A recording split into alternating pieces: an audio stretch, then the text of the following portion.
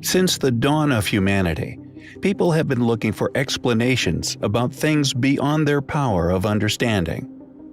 Thus, demons, gods, ghosts, or other fantastic creatures appeared in their beliefs. The entire planet bears the footsteps of these entities who have left their mark on the culture and folklore with peoples that have been contacting Pumapunku, Chichen Itza, the pyramids of Egypt, the rooms and tunnels under the Buchech Mountains, which are said to have been built by a race of giants, some of them representing the source of stories or legends about space visitors or winged angels who fought in the name of the Lord. The evidence that something extraordinary happened at Pumapunku is in front of our very eyes, because at Pumapunku we find evidence of stone cuts that we today could only replicate if we use the most sophisticated of technologies. Ancient Egypt had always been polytheistic, many gods, and then there is a new leader, a new pharaoh with a new idea. Akhenaten announces there will be one God. They will be a monotheistic people. Aten, the sun god, would be the one divinity they all worshipped. The image is the sun disk. Literally, the whole life of ancient cultures was conducted under the direct guidance and participation of the gods. Our ancestors described them as real beings, even though many historians consider them to be just primitive fantasies. The secrets of free energy, the secret space program, or the true nature of the cosmos. The governments of the world and the hidden masters of the New World Order are, at this point, the most discussed topic in the online environment and vehemently denied by the American government. Anyone who truly knows the story of Nikola Tesla would tell you how they gaped in awe and shook their head in sadness. The awe would be because of how great Tesla's innovative mind was, and the sadness would be about what could have been possible if Nikola Tesla had received all the necessary attention and support he needed and rightfully deserved.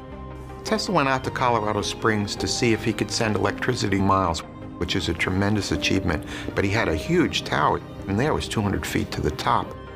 His assistant was located at the laboratory, and Tesla said, "When I give you the signal, I want you to throw the switch and fire up the wireless system." And Tesla probably walked 4 miles away. As we all know, the media, still in the hands of the global evil elite, do not sweat any words about the existing technologies it owns that could pull mankind away from the crisis, but also from the fossil fuel age and the provision of free energy to mankind, thus making an enormous leap in the evolution of civilization. He would see an invention appear before his eyes in almost holographic detail. He said that he could rotate these visions, take them apart piece by piece, and he knew exactly how he was going to build these inventions. One of his greatest inventions that never saw the light of day because he could not find funding is the Wardenclyffe Tower, or better known as the Tesla Tower. This genius believed that he was able to find a way to transmit energy through the air, just as today we are able to transmit data wirelessly, thanks to many towers around the world that serve as transmitters. This was a dream so big that, having found the resources to create a prototype with his first tower in his laboratory in Shoreham, New York, he would have changed the world forever with one of the evolutions that we can only dream of and maybe compare with the internet or jet engines. Nikola Tesla felt there was a knowledge base located somewhere in the universe that all of humanity could tap into if they just knew how to properly tune their mind to this knowledge base. Breakthrough technologies emerge rapidly as time advances, and the public is most of the time left in the dark. What government institutions have developed and understood during the past centuries would greatly challenge our life understanding. So why would they break this perfect control paradigm when they can just leave it so and operate from the shadows? In recent years, countless people have reported seeing flying objects of strange shapes, including triangular and spectacular trajectories. Hundreds of people that came as witnesses and other people just spectators, but lots of people had the same exact story that we had. I saw all these people who had seen the UFOs that were helping to back me up. We're used to seeing a lot of jets, helicopters, and everything like that, but to this day, I have no idea what I saw, and I have no idea what made the light that I saw that night. Without ever challenging the existence of UFOs of ancient origin, we must make it clear that some of such aircraft are in fact owned and used in the greatest secrecy by the U.S. government. Black budget began to come to light after October-November 2012 and rely primarily on the personal testimony of an insider named Daniel, who claims to have been part of the Montauk Project, which later turned into Phoenix 1, 2, and 3. New tonight, details from a top-secret federal budget dubbed the Black Budget. The Washington Post first broke the news online with details provided by none other than former intelligence contractor Edward Snowden. Black budget is the budget for the U.S. spy services, which include the CIA and the NSA, which you've been reading a lot about, and about 14 other agencies. So it's the total budget for espionage for the U.S. government. These black budget projects are carefully guarded by the eyes of the public. One of the main objectives involved in these projects was the testing and development of many technologies based on Nikola Tesla's work: cold fusion, Pons and Fleischmann, nuclear energy reacts, antimatter and anti-hydrogen propulsion systems, and others. Nikola Tesla is the man who had lit the previous century and bridged the gap leading into the next, with over 900 patents approved across his lifetime. Nikola Tesla had a vision of what's to come into the future. Tesla had enormous dreams, and he had the genius to carry them out. We owe him everything from LED lights, alternating current, Tesla turbine, Tesla coil, radio and remote control, the magnifying transmitter, neon lamp, X-rays, Adams power plant transformer house, induction motor, electric cars, robotics, laser, wireless communications and limitless free energy, artificial tidal wave to electric-powered supersonic airship or death beam, and many other patents. And these are all inventions on the surface. Inventions that humans at that stage of evolution could grasp and understand. Throughout the 1920s and 30s, Tesla continually talked about anti-gravity ships that could derive power from his Wardenclyffe towers that were going to be broadcasting power. He claimed that these ships did not have wings or fuel. They were completely electric. If you have the slightest idea about UFO sightings, unidentified flying objects, you probably just stare at the sky and wonder what kind of aliens control these things. But when it comes to TR-3B Astra, it's not what you'd expect at all. To understand the truth about TR-3B Astra, you'll have to catch a glimpse of the world of Aurora, one of the best-kept government secrets to this day. To make a clearer picture, Aurora is not a planet of aliens or an invading army of cyborgs. As a matter of fact, this name has its roots right here in the US. So, what is this TR-3B Astra? The TR-3B Astra, also known as the Black Triangle, is a nuclear-powered anti-gravity aircraft secretly built and maintained by the U.S. government. It all started in 1982 with the Black Program, a secret Air Force project funded with what is known as the Black Budget, estimated to be worth about $3 billion. The technology behind this aircraft is considered beyond everyday technology, Some even point out that it might as well have been inspired by alien technology. For example, this aircraft has a stealth flight mode, a trait uncommon for decades ago. The TR-3B Astra is extremely lightweight, giving it the ability to easily outmaneuver other aircrafts. This is possible through a technology known as MFD technology. The MFD is a short form of a circular plasma-filled accelerator ring called a magnetic field disruptor. This technology, designed by the Sandia and Livermore laboratories, is so powerful that it was concealed entirely by the government, making it non-existent on paper. As you would expect, a lot of money goes into this research. A good amount of tax money pour into this project carried out at the notorious Area 51 Groom Lake Air Base in Nevada. The development of these technologies has led to the creation of a secret space program that goes well beyond the scope of information NASA has chosen to publicly release in terms of the true nature of the cosmos. Many of these projects are funded from the black budget, with huge sums of money, and by the global banking cartel as part of the diversion of global collateral accounts. The first thing was documentation. I used a program called Land Search, I think, that once you had control over the domain, because you'd get control of domain controllers, so you own the whole network, basically. And Land Search could actually search all the files and folders on every machine. And obviously it's hard because things aren't going to be called secret UFO data.pdf, are they? So, but I'd scan and look for documents, etc., and I found an Excel spreadsheet that was actually called, or at least in the heading of the column, it said non-terrestrial officers. And I was like, my bloody God, that's just non-terrestrial officers. Non-terrestrial officers, with ranks and names, and then a separate sheet with tabs for material transfer between ships. And these were, I mean, I don't remember the names now. It's a long time ago. A lot of people give me a hard time for not remembering the names and stuff, but it was a long time ago. Right. But non-terrestrial officers thought, well, it must be, let's try and cut out all the possible conventional explanations first. I searched for that term, it was nowhere. It was nowhere at all. Now if you search for the term, you only find links to me and stuff that I've said. Right, I see. So it wasn't a standard thing in the military at all.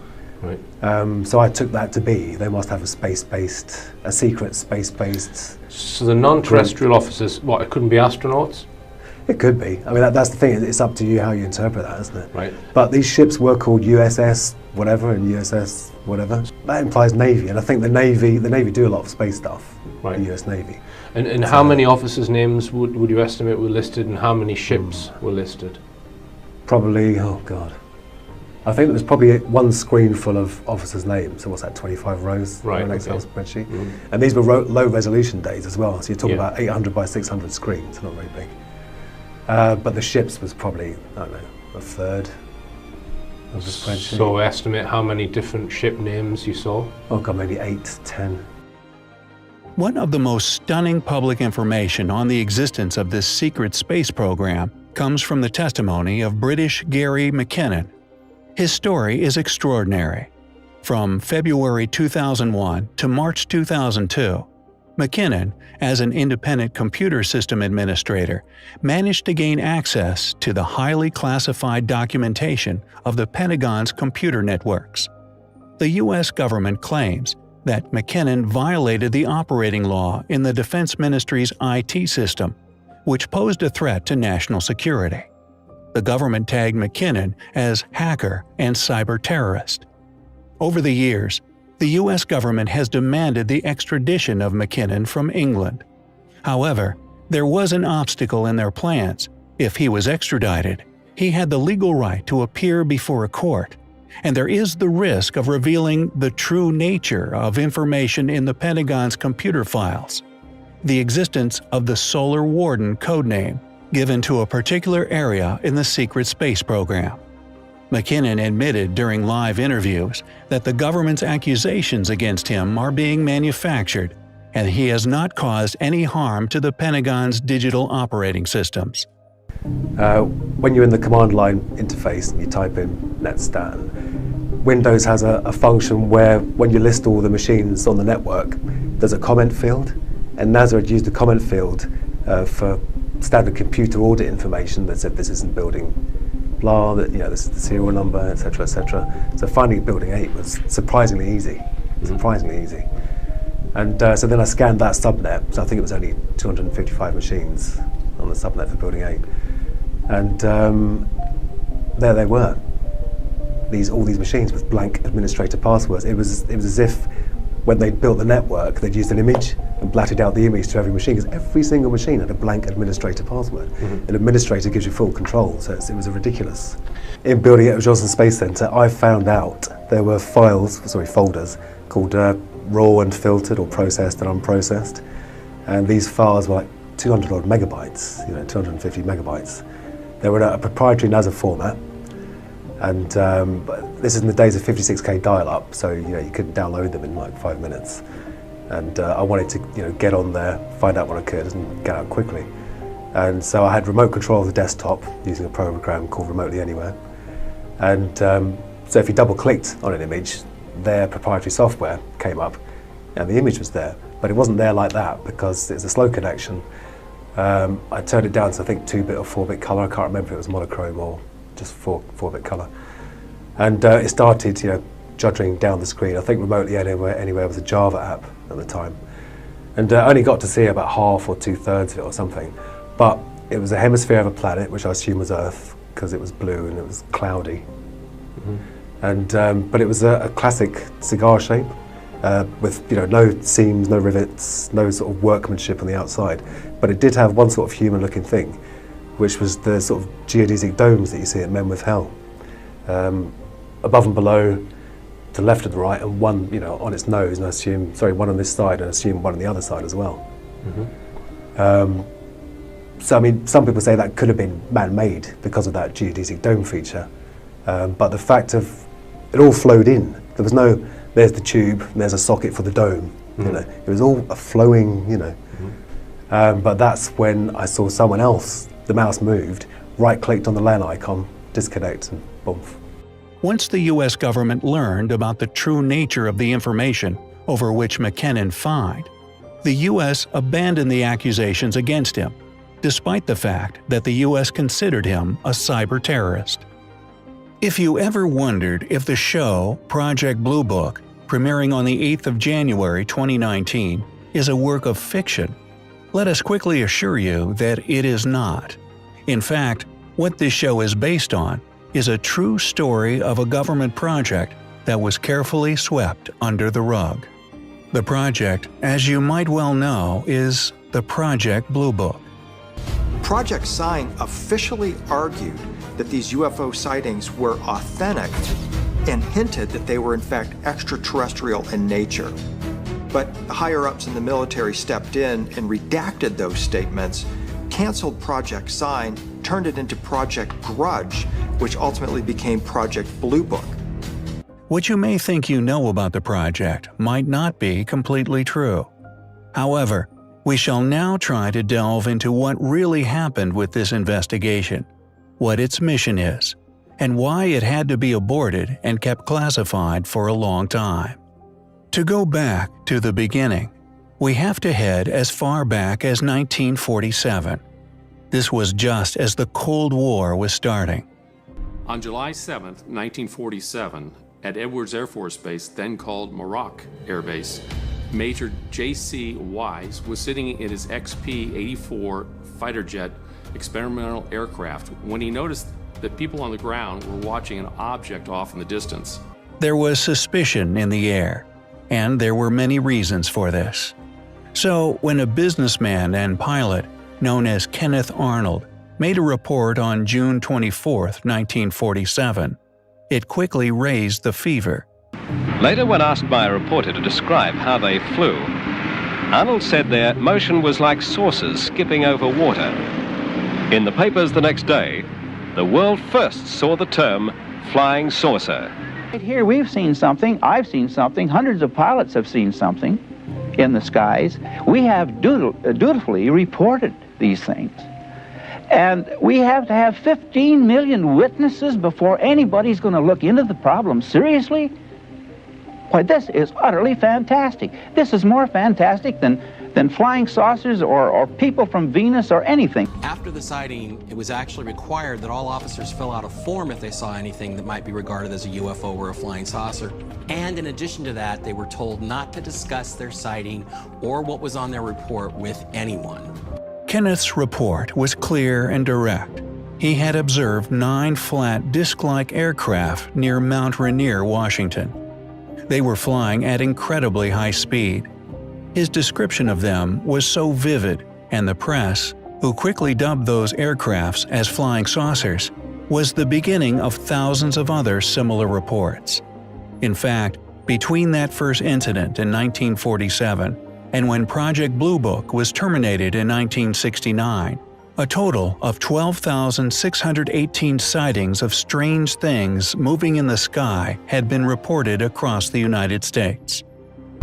Considering the way the U.S. government has labeled UFOs top secret, we have to at least be open to the possibility that higher-ups within the U.S. government, or even those higher than the U.S. government, are absolutely aware of extraterrestrial involvement in human affairs and have sought to cover up this phenomena for the past 6 decades. And what you can see behind me here, over my left shoulder, is this object that has become a sort of an iconic representation for all that is not yet fully understood about the Nazi technology, the advanced technology, that there is a lot of evidence that is gradually being accumulated by Igor Witkowski and others, that during the Second World War the Nazis were experimenting with things that even now, 60 years later, we might not fully understand in the public domain.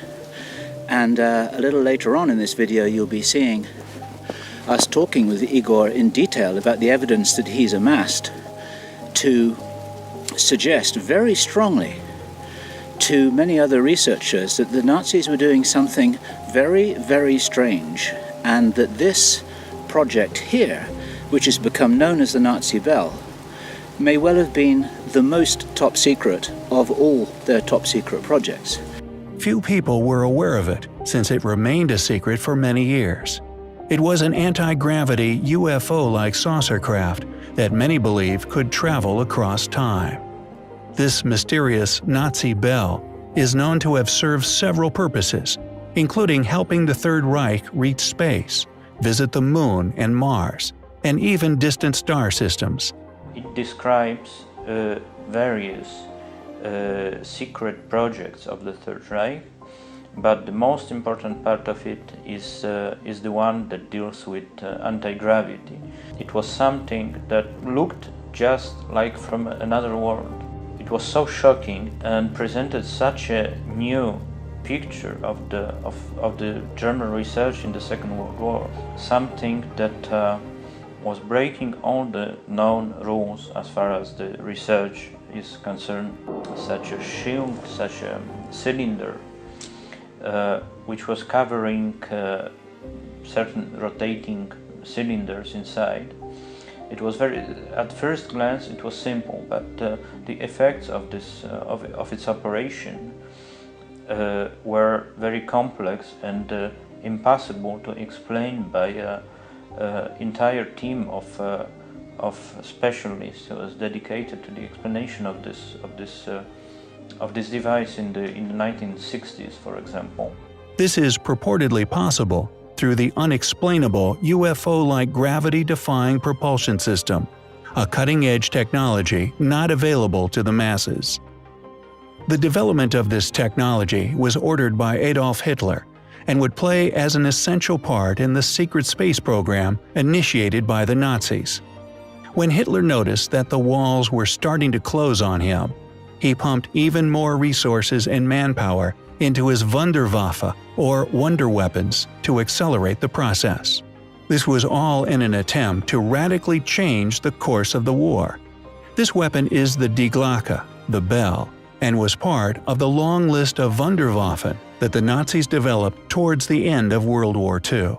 It appeared that the main aim of this device was to accelerate heavy ions namely of mercury, and spin them at very high angular speeds in order to observe or to create some strange effects, some strange energies produced by this device. If these black budget technologies were released in the world and properly funded, in a generation or even less, we would see the complete end of fossil fuels, oil, coal, natural gas, and even nuclear energy that would be replaced by Tesla electromagnetism, fusion cold, anti-gravity and anti-hydrogen systems, and much more. This would remove national boundaries and limits and eliminate the need for control structures of any kind, including governments. And with that, I just have two more words to say. Obama out. Well, first of all, the Federal Reserve is an independent agency, and that means basically that there is no other agency of government which can overrule actions that we take. If these black budget technologies were released in the world and properly funded, we also enter a new era of travel in the universe, through which we as human beings move beyond the planetary boundaries and our solar system, exchange technology and experience with the civilizations of the universe. Is it possible that Tesla developed a time viewing or time travel technology, and that he became aware of these developments? However, few people know that Nikola Tesla had tapped into a source of unlimited energy and was on the verge of handing the people of this planet a gift of free energy until the powers that be had stopped him in his tracks. One of the big questions is, who is Tesla? Is he, in a sense, an avatar, an enlightened being that comes to the earth to help humans? No one really knows exactly what's going on, but I think all great artists, and Tesla saw himself as an artist, feel that they're instruments of a higher purpose, and Tesla certainly felt that he was working along those lines. There is an agenda for humanity. There is a plan. And in every generation, whatever power it is that's behind the plan sends to Earth certain specific souls who are by birth more inclined and able to be receptors to the higher knowledge. The most important thing Tesla required in order to accomplish his plan was funding. He was an inventor, not a businessman. So during his lifetime, he came across various hurdles that would hinder his progress towards the future he envisioned for humanity. Even so, Tesla pursued his dreams until his final hour. Not only he wished to give free, wireless energy to the world, he also wanted to establish long-lasting peace on Earth. For this goal alone, he designed the perfect plan. He would engineer a weapon so powerful that its energy bursts would bring down a fleet of 10,000 enemy airplanes at a distance of 200 miles from a defending nation's border, and will cause armies to drop dead in their tracks. The concept of ion beam is that it's essentially a high-energy laser that is designed to rapidly heat up the target that it's aimed at. We're talking about aircraft, drones, missiles. Anything that could launch an attack on a city could be literally destroyed in the sky by ion beam. And so the idea that Tesla might have worked on an anti-gravity device is very plausible to me. Nevertheless, it confirmed that such an explanation, that such effects could indeed take place, and it could be an anti-gravity device. After more than 15 years of researching archives in different countries, Igor Witkowski, a Polish journalist and author specializing in the military technology and history of World War II, published Prawda o Wunderwaffe, a book that discussed Die Glocke at length. There are reports of the witnesses, I mean these prisoners of war, SS officers, and one of them described this, that this device, the Glocke, the bell, was surrounded by a circle of cables. Prawda o Wunderwaffe would later become a huge success after British military journalist and author Nick Cook quoted him in his own book, The Hunt for Zero Point Inside the Classified World of Anti-Gravity Technology. It has since been reviewed by lots of writers and researchers. In fact, other writers like Joseph P. Farrell later associated it with Nazi occultism, anti-gravity, and free energy research. So, what did Igor Witkowski, Nick Cook, Joseph P. Farrell, and many other writers and researchers discovered about the Nazi bell? Die Glocke, the bell, was almost finished by the Germans. It was carried out in Lower Silesia or Niederschlesien in German. And the device worked, but they only managed to finish the phase of trials. The industrial phase was not even started, as far as I know. Maybe I'm wrong, maybe there was some place which I don't know. In Witkowski's book, he wrote about the discovery of Die Glocke through some transcripts from the Polish archives. He wouldn't have been able to access this document without one of his Polish intelligence contacts. Although he was not allowed to make copies of these documents, he was allowed to transcribe them. What he found in these transcripts shocked him. It was from an interrogation of a captured former Nazi SS officer, Jakob Sporenberg. I met this guy in 1986, around 1987, I'm not sure. His name was Władysław Łuczak, or Wiesław Łuczak, excuse me. And what I saw on his table, it was really a world apart. I just saw analyses, various materials, diagrams, all various publications on the specific subjects involved, and it was just very serious stuff. It was, he was talking about it normally, and it wasn't any secret then. Maybe later, maybe now it is a secret, I don't know, but then it wasn't a secret even. And he published even several articles about it as a member.